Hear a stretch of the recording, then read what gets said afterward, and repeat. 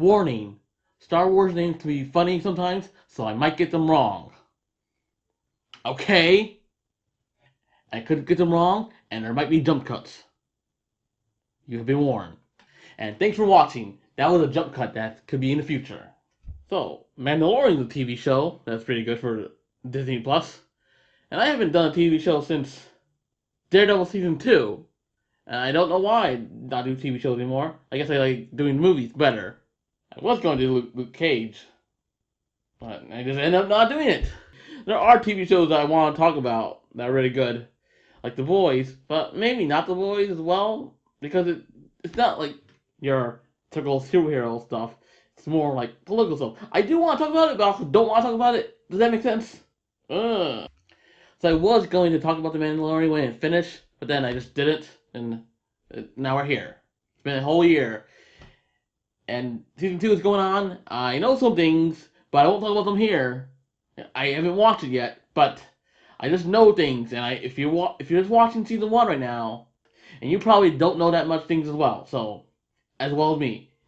Come along in this journey as I'll talk about The Mandalorian season 1, and then when when I finally get around to watching season 2, I will talk about that as well. So season 1, I watched it as it aired, but not this time. I actually like watching because I actually like watching it, binging it. It just works now for this time. Also, this time it's happening right now as well. With I'm not gonna talk about it, but I'm not to mention. But you know what's going on right now.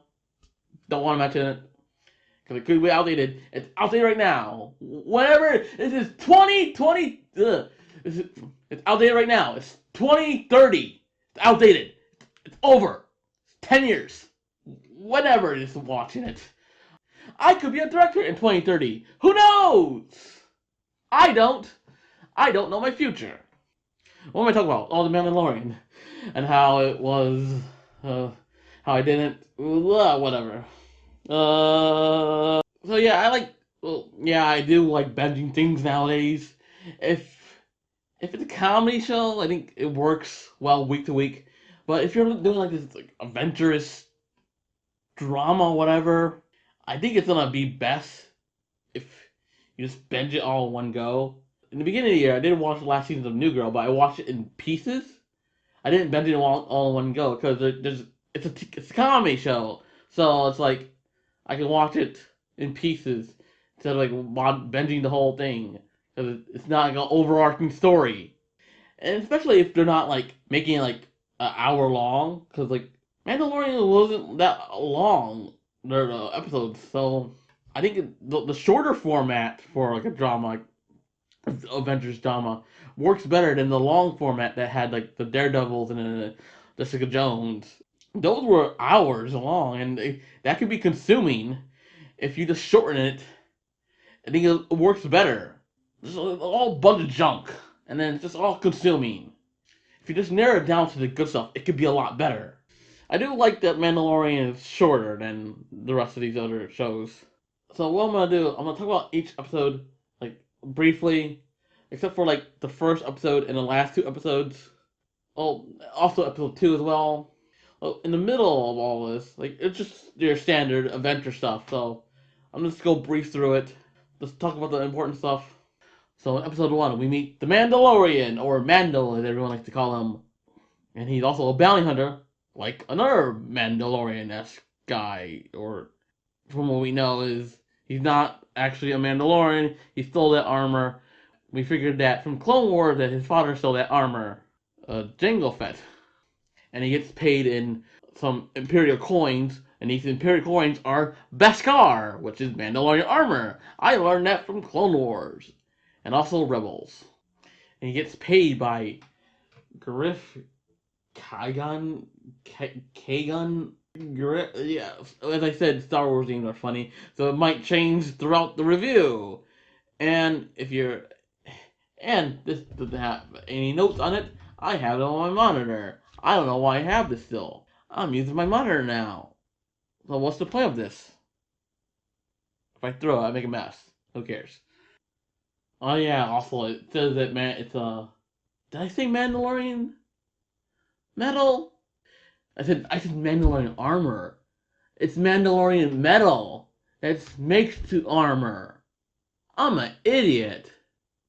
It's a metal or iron or whatever. I said armor. Oh my god.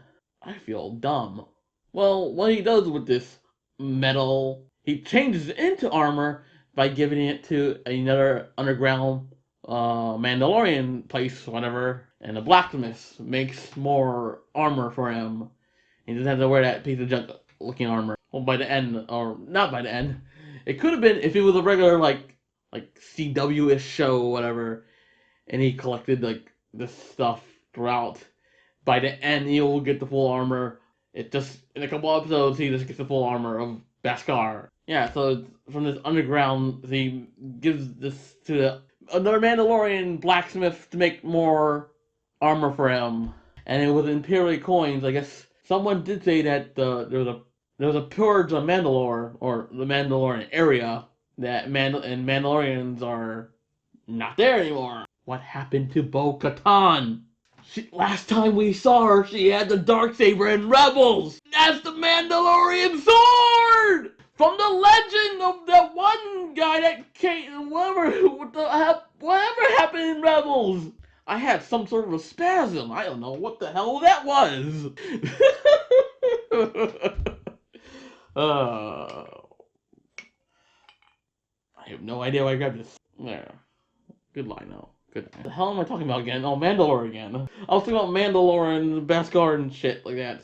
Well, the guy that Griff Kakarot, whoever, Kakarot. Yeah, tells him about like another big reward that is a big job, so he can get more Beskar. It's from an Imperial guy. Like when he gets there to like take the offer. It's all like worn out stormtroopers. It's great to see because this is also like 5 years after Luke and the gang destroyed the Empire, so stormtrooper armor not really well put together anymore, or they're all dirty. They're all like going bye bye. I know like the last battle is supposed to be like the Battle of Kashyyyk. Kashyyyk, not Kashyyyk. Oh, wherever the sand planet Rey is on. That's like the last battle. I know that. It's Jakku, the Battle of Jakku, which I think was a level, the last level in the where the hell that one game was? Battlefront, whatever it was. I don't play the shooting games. I only play the lightsaber games, like Jedi Fallen Order. That's a Star Wars game that has Jedi in it. I am going crazy right now. So Mando takes the offer to this person, goes to the planet, meet this guy named Ku'il. Another thing I'm gonna pronounce wrong probably, or pronounce right. But anyways, Ku'il knows that he's a bounty hunter, and because other bounty hunters have been here trying to get this person and never return. You learn to like ride this Star Wars animal, Star Wars animal, creature, whatever, from him, and they never return because I guess the guards that guard him are very good at what they are doing. So he learns to ride this Star Wars animal and go across the desert because like, that's the only way you can go across. Oh yeah, and there's also he has a little tracker to like know where it is that Imperial guy gave him. And while he's at the place, he goes to see a droid, a hunter droid, whatever, or assassin droid, IG-11. It's voiced by Taika Waititi. Taika Waititi's Korg, and he also directed Thor Ragnarok. Ah! I have no idea what's happening right now. Well, they team up, and then they get all the guys, and then they find that the person they're looking for is a baby. It's what Yoda species is. And when I saw this, I was like, what the hell? What is this? And a year later, I'm still like, what the hell? What is this? Somehow it became a phenomenon, and I'm the only one that's still like, what the hell? I don't care for this baby! Matter of fact, I only care about if it's an actual, like, robot guy that's cute, like BB-8 or R2-D2. But when it's an actual baby and you're merchandising it, I just find it weird. I know the Credibles does this with Jack Jack, but I don't think Jack Jack was the big phenomenon. How this baby Yoda or the child, how it's actually pronounced. I just bizarre. I'm not on board with this. I really am not. I'm just like, why? I'm losing my mind. Oh. I can drink the Star Wars water. I'm still like shocked by all this. Like, oh my gosh. And also Baby Yoda's creepy. That's why I'm freaking out at it. I'm not a fan of it. It eats frogs! Like living frogs! It creeps me out! Ugh! I know! I'm probably the only one that's getting creeped out by a baby! A baby, matter of fact, that's 50 years old! Because Yoda's species can live long and prospered. That's Star Trek. That's the only thing I know about Star Trek. Oh my... I'm remembering eating a frog! Ah! Kermit! I'm probably the only one that's freaked out by this. Go ahead, hate me. Oh, but anyways, yeah, Mandel killed the droid. I guess he's gonna take the word for himself.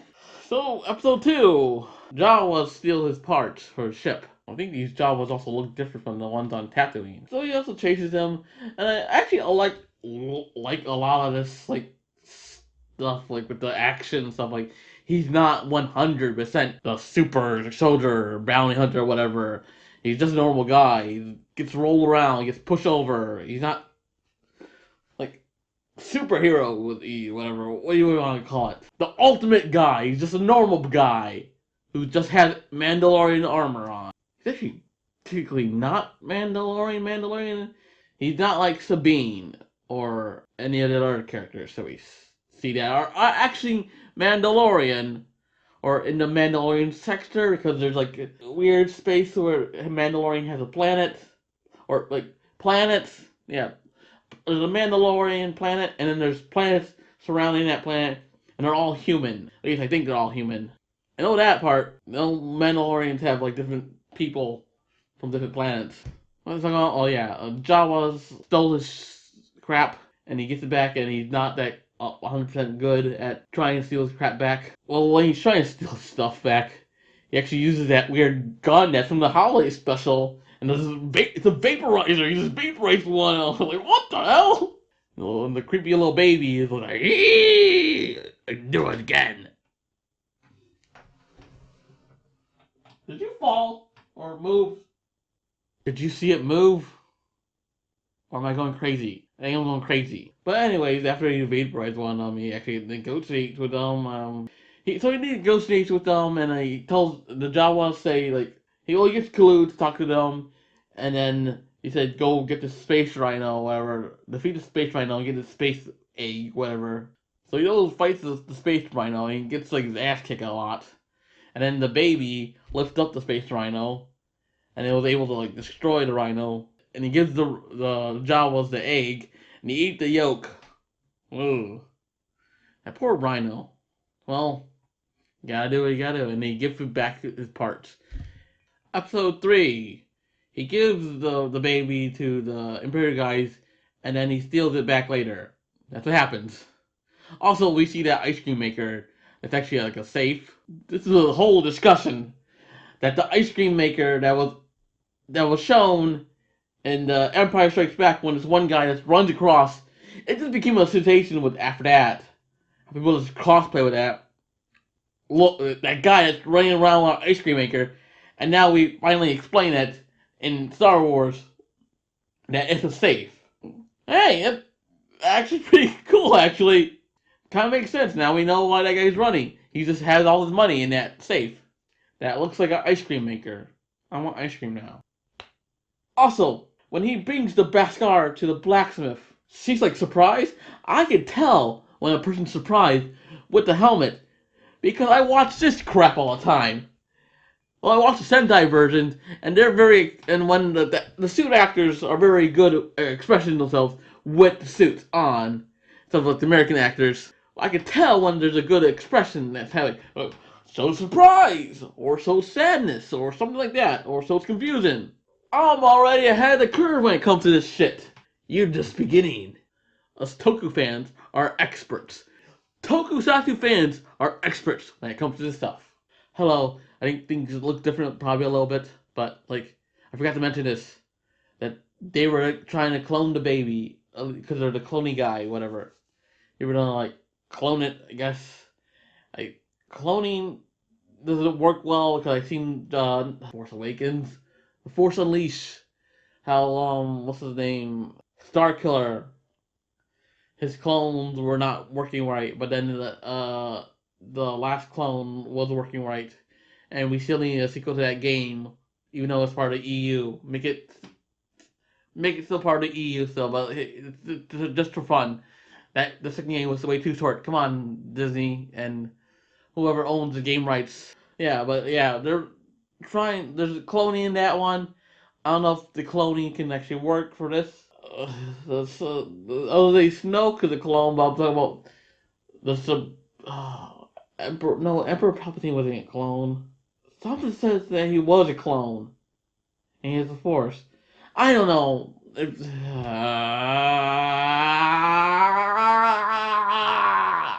I guess you can clone stuff and have the clones have Force sensitive powers, whatever.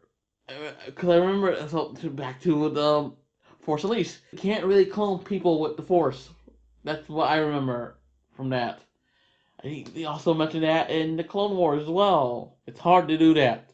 And technically, this new Palpatine that was in the Rise of Skywalker was a clone or something like that. I guess clone Jedi can actually happen, or possibly, or they're in the experimenting of doing that.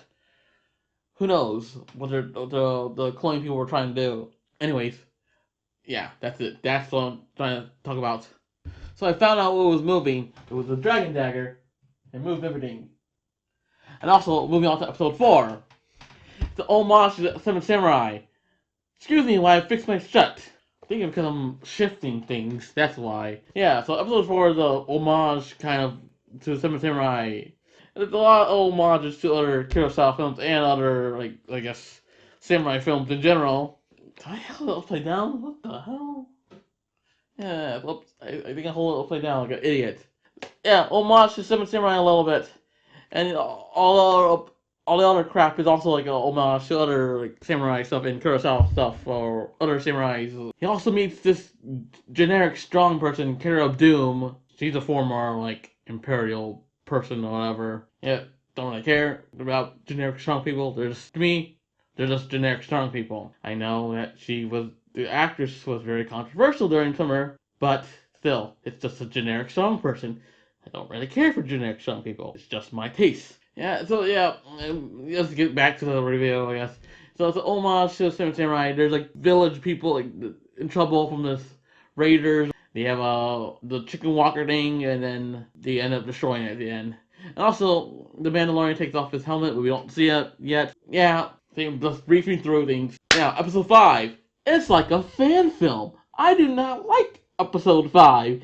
It was just too like bizarre. Like this is a expensive show. Why is it looking like a fan film? Unless that was the purpose of it, but why? Well, it's the negative in my book.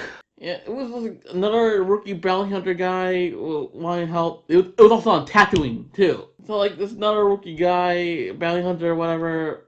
He sat in Han Solo's seat. How dare you sat what he sat? We also like finally get to see Mi Nai Wong's character. She was heavily promoted in the posters. Yeah, there you go. Posters. Like I thought she was gonna be a key character, but she's like a one-off character.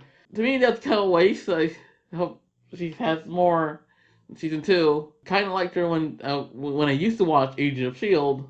I know that one bounty hunter wanted to kill her, but and then Mando says like, "Don't kill her," whatever. He beats them up, whatever. I don't remember. See, I don't really care about the episode.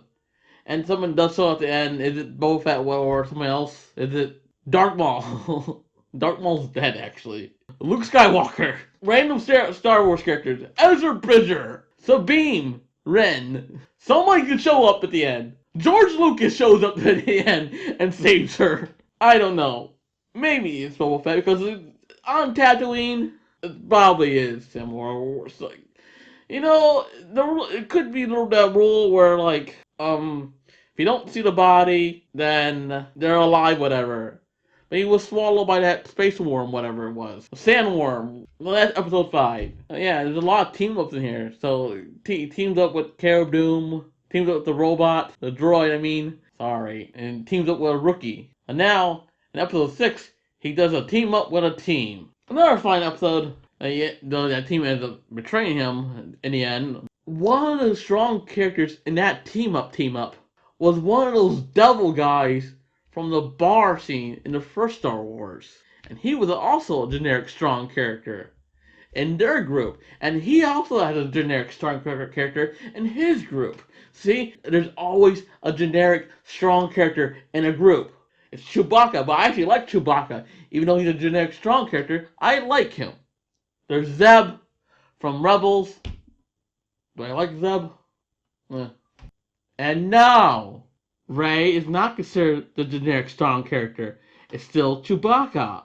She's considered the main character. I think I want to move my camera. I'm looking at the roof, the reflection from the viewing on the monitor right there.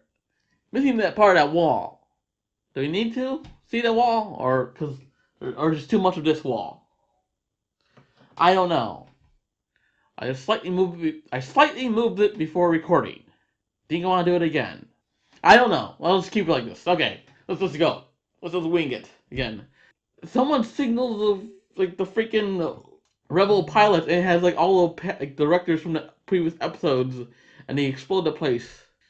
Oh yeah, I forgot to mention like the baby child, whatever, like did the force on the Rhino, right? Did I mention that? But then it got exhausted from that, so I guess he can't use much pressure on himself. How's that baby know the force? That baby's a Mary Sue. If it slightly looked different, because I did change it, because it was bothering me that there was too much wall.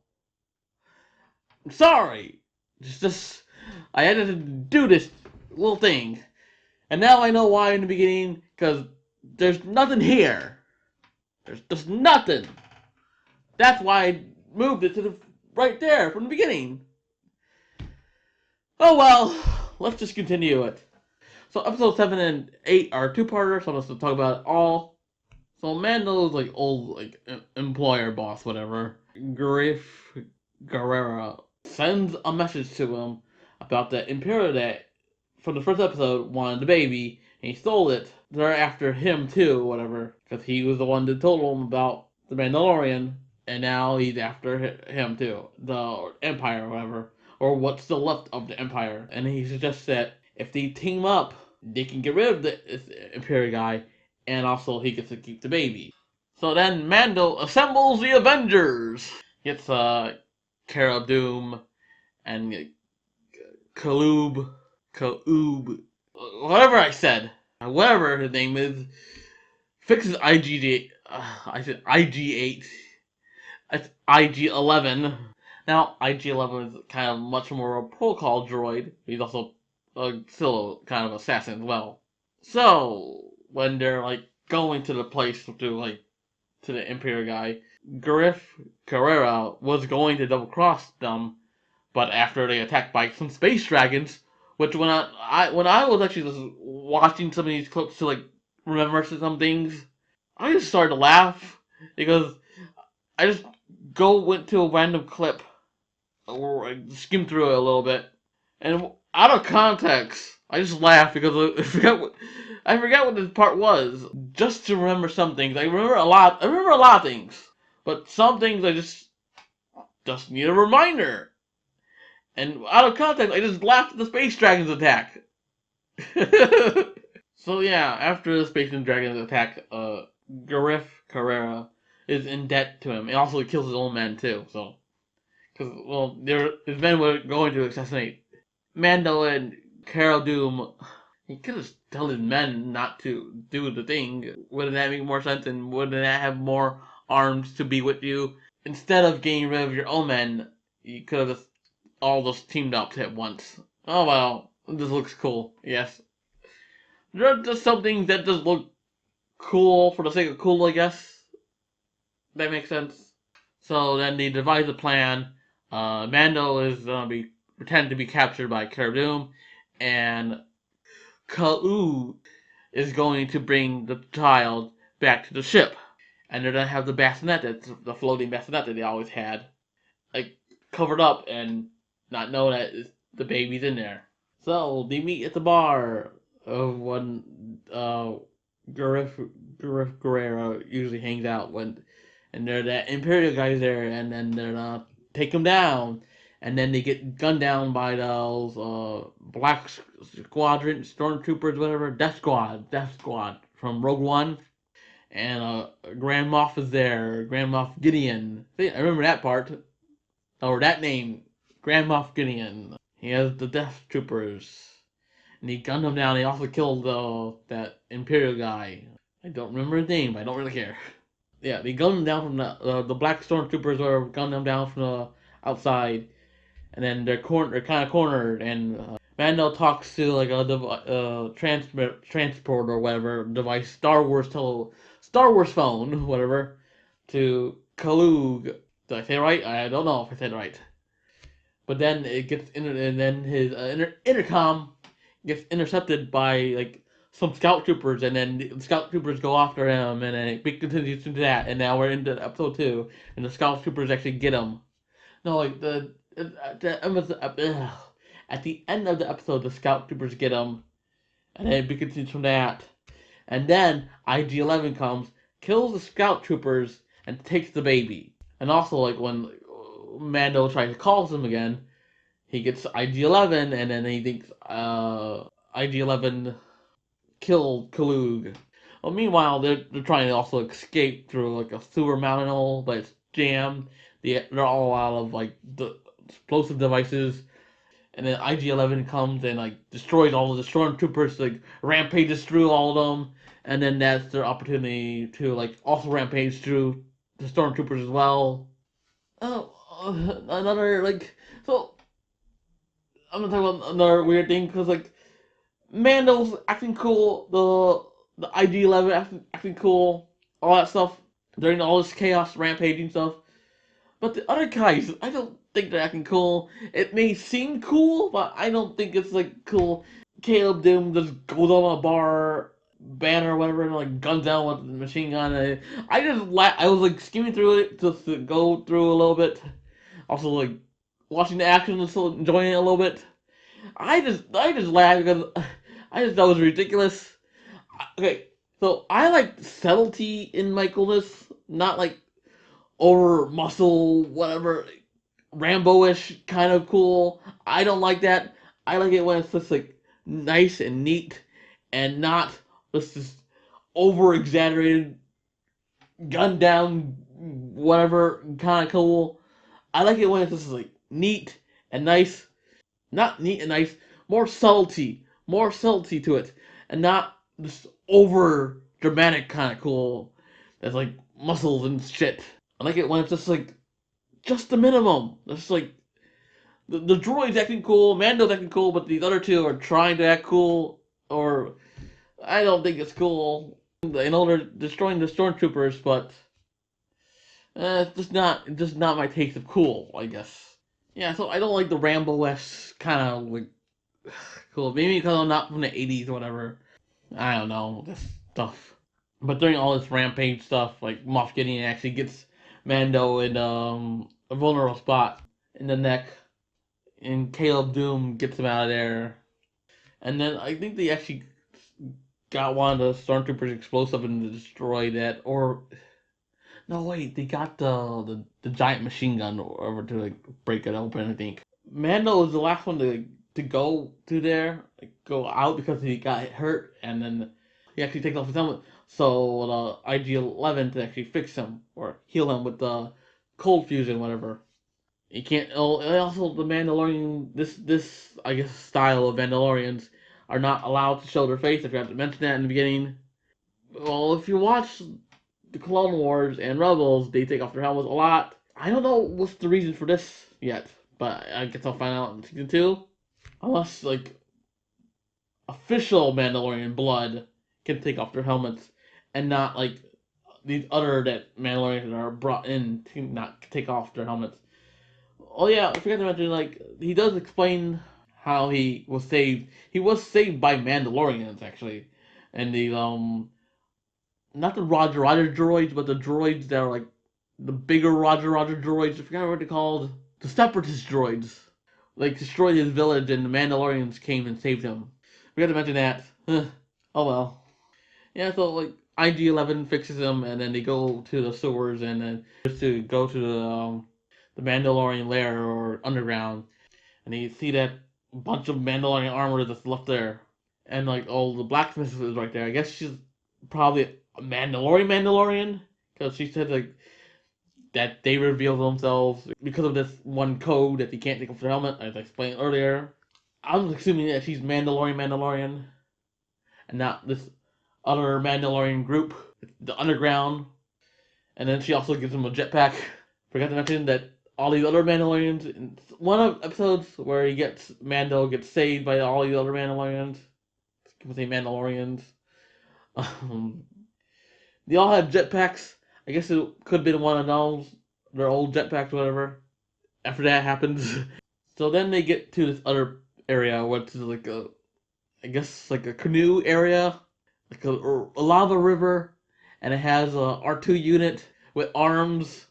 That was pretty funny. See, it's like a Italian rowboat about the Italian singing. That R2 unit should sing Italian songs as they're going to the down the river of the lava. IG-11 sends his heat sensors in the outside, and then he offers himself to like self-destruct and like get rid of them. But Mando doesn't want to. But no, IG-11 says, "This is my job. I'm a nurse or whatever." Does the heroic deed and self-destructs and just killed all the stormtroopers. And after that, Moff Gideon tries to take them down with his TIE fighter, and then Mando uses the jetpack that he received from the other Mandalorian. And he uses it and then takes down Moff Gideon's TIE fighter. Pretty cool! So after that, all that coolness happening with the Mando, Griff Carrera offers him back into like, his little group. But no, he denies it. Has more important things to do. He's taking care of that child, the little brat. Oh yeah, I forgot to mention that the child can heal too. That was also that was shown when that aired. That was shown before the Rise of Skywalker, and it was shown that Rey can heal the stuff. Knows how to heal people or whatever. Yeah. Mando got injured one time, and the baby healed him, and also it keeps on getting worn out. That's the thing. No, it keeps on using more force energy, and it wears out a lot. I'm still, but the baby does make me curious about Yoda's species. Are they mentally force sensitive? Like, are they born like that? Is that baby a clone of Yoda? Kind of curious about Yoda's species now, a little bit. After talking about all this stuff now. Wasn't really thinking about that before talking about this, but now it does. It didn't really, Yoda species just, I thought some people just had the Force, some people didn't have the Force. Unless Yoda species is technically just forcing the people, I don't know. Unless it's an actual Yoda clone, and they're trying to clone that clone of a clone. I mean, Yoda could have had some blood after he fought Palpatine. Who knows? Clone, you can probably get DNA from his shit. Can that work? Yoda takes a Yoda. A Yoda dookie. Also, Moff Gideon has a dark saber. I was shocked when that happened. Because I was like, Bo-Katan, what happened to her? Where's the Mandalorians? What happened? What's this darkest hour, whatever it was, talked about? The Dark Knights or whatever. Something happened with the Empire versus the Mandalorians. And they all died or whatever. Yeah, but overall, Mandalorian's good. This new direction for Star Wars is the TV series now. This is like not too long, drawn out, the short TV series. Can't wait for Obi-Wan and see what else they got for the future. Jedi Fallen Order 2? Rebels 2? Where's Ezra? Got on that space wheel with Thrawn. What happened to what happened to everyone? Find out. Mandalorian season 10. Mandalorian season 20. But overall, yeah, it was good. Like that Mandalorian, the Mando or whatever his name is, was not 100% like a badass. Just a normal person, just toppling over stuff. A lot of homages to Indiana Jones as well. A lot of homages to other samurais and other westerns. Had that western vibe. Yeah, overall, it's just a really good series. Will he, in season 2, will he just be 100% all time? Maybe, I don't know. I mean, it is cool to see a guy at 100% all time, like in, I said it earlier, The Force Unleashed, how, Star Killer was just storming through stormtroopers. I do like Jedi Fallen Order a lot better because it's a build up. This could also be a build up how we could see this character become a great warrior. Unless he just brushed through all that great warriorness and he's 100% good warrior, whatever. But overall, yeah, a 9.5 out of 10, I would say. That's what I would have given to Rise of Skywalker. It's haunting me. But what do you think of The Mandalorian? Do you like it? Do you not like it? Please leave a comment down below. Like, whatever. Did I say that already? Yeah, like, whatever. Subscribe, do all that magical stuff. I'll see you later, moviegoers, Star Wars fans. May the Force be with you. There, I said it this time, not like last time. Goodbye, Star Wars fans. For the Rise of Skywalker, I didn't say it. I did not say it. I said all the other Star Wars stuff, but not this one. Not the last Star Wars review. May the Force be with you. I spelled old wrong in my notes, actually. Oh. Anyways.